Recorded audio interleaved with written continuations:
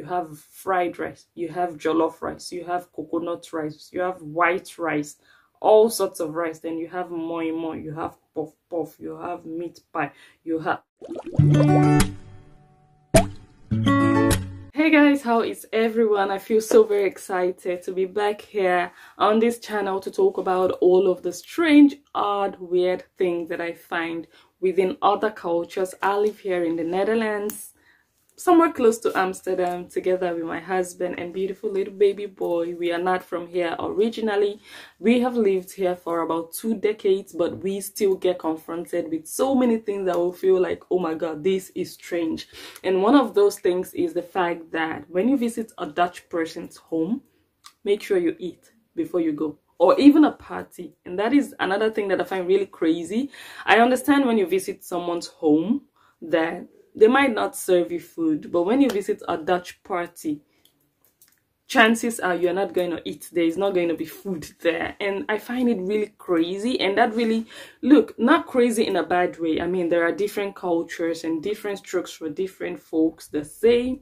That is just the way things are set up out here in the Netherlands. Like, and I don't really understand totally why that is so, because the Netherlands is not really a poor country. It's not particularly a poor country, so food shouldn't actually be a problem, or serving people food shouldn't really be a problem. So I don't know why it is difficult for you to get food when you go visit a Dutch person. And when you go to a third world country, where we call third world countries poor countries, that is even where people are so generous with food.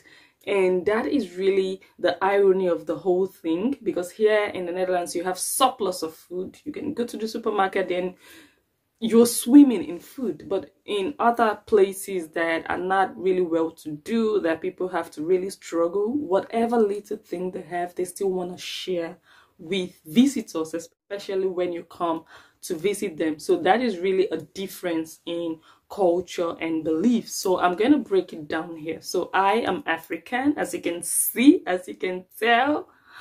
Okay. So I was raised that way. When you have a visitor, when someone is coming over, you're already preparing for them.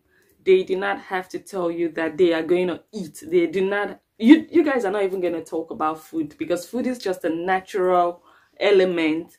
When it comes to visitations, food is just a natural part of it. Like when you come to my home, my way of telling you you're welcome here is by serving you food. And I don't need to ask you if you're going to eat. I just serve you food. That is a way of saying I'm embracing you.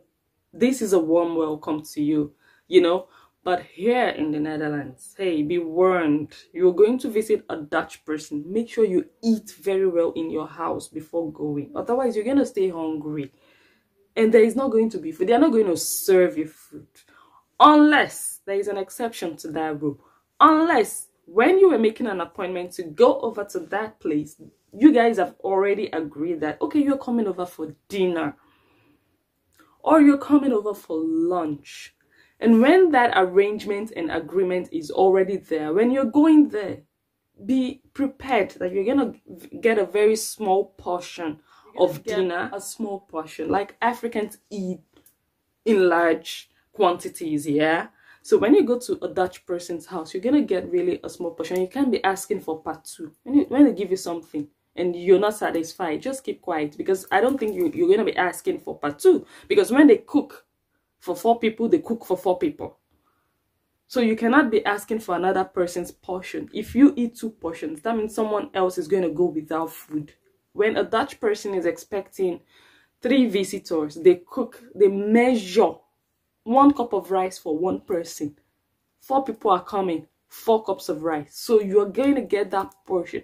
But it's different with us. We cook in excess. We cook surplus because we want everybody to be filled and satisfied. So there is food.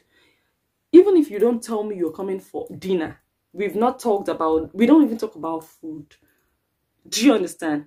So you come over, there is food. But with a Dutch person, if you guys didn't agree on dinner, when you get there and it's time for dinner, bro, sis, you're going to sit down and wait for them to go eat their dinner. They're not going to invite you. They'll tell you, well, they're going to actually apologize to you. Oh, sorry, we didn't really put you into consideration in terms of dinner. We didn't count you in. So they're not going to invite you. They're going to really go. You're going to tell them, oh, that's fine. But deep down in you, you're starving. You want to eat. They are going to go ahead and eat. And when they're through with dinner, you guys can continue the conversation and the visitation on an empty stomach for you. So another thing that actually I find weird is when you attend a Dutch party. A party, no food. That is normal here in the Netherlands. If you get drinks, like good drinks flowing, it's a thumbs up. It's a good thing. But usually they would ask you, do you want a beer? Yeah, I want a beer. Someone is going to go to the kitchen and bring you a beer, one bottle. And you hold it in your hand. Very humble, humble, humble. And you're sipping your beer. And when you finish that beer, you're looking up again, looking for.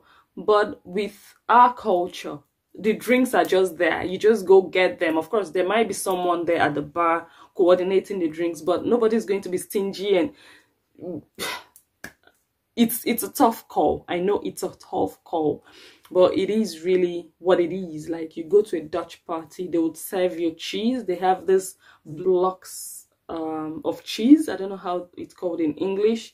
That's what they serve. If you're very lucky, they're gonna serve snacks, and when they do, everyone is excited at the party, like, oh, lekker. Lekker means delicious, like, oh my god, yummy. So they're really excited when they see snacks, like, you know, all those hot finger foods. They are really like, oh my god, nice. But with us, where I come from, food in excess, assorted food. You have fried rice, you have jollof rice, you have coconut rice, you have white rice, all sorts of rice. Then you have moi, you have puff puff, you have meat pie, you have, I can go on, and there is food in excess. So really, totally two conflicting cultures, but totally, like I said before, I understand different strokes for different folks. I already said that before. There is nothing bad. You cannot say this culture is better than the other culture. Every culture is unique, and the people are born with it. You know, they grow to accept and embrace their culture, and that is their normal. That is actually the normal way of life for them. That is what they know. And it's always different when you come in as an outsider and you have to adjust. And now I'm really used to it. I'm really used to the way things are here. When I'm invited for a party, for an occasion, I eat very well. I eat my fufu, my gari. Me and my husband, we don't eat very good with our okra soup. We eat properly. We are full and satisfied. Then we go to the party and we know we are going to eat cheese there. And we are cool with it. Everyone has a good time.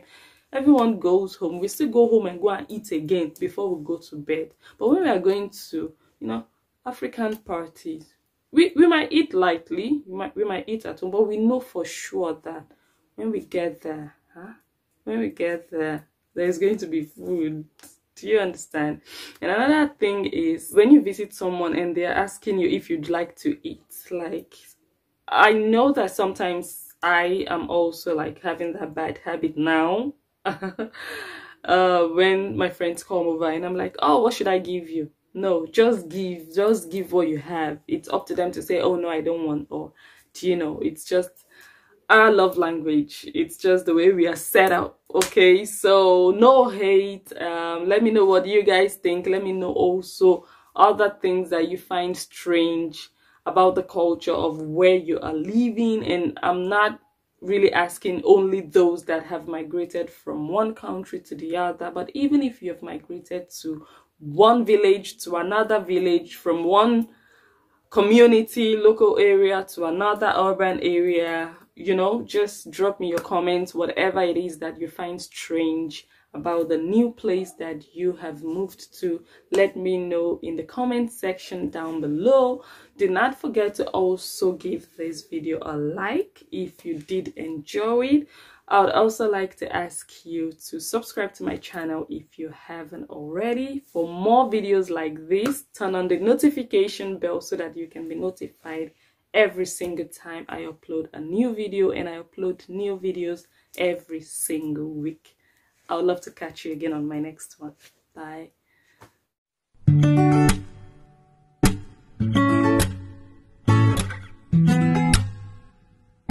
you.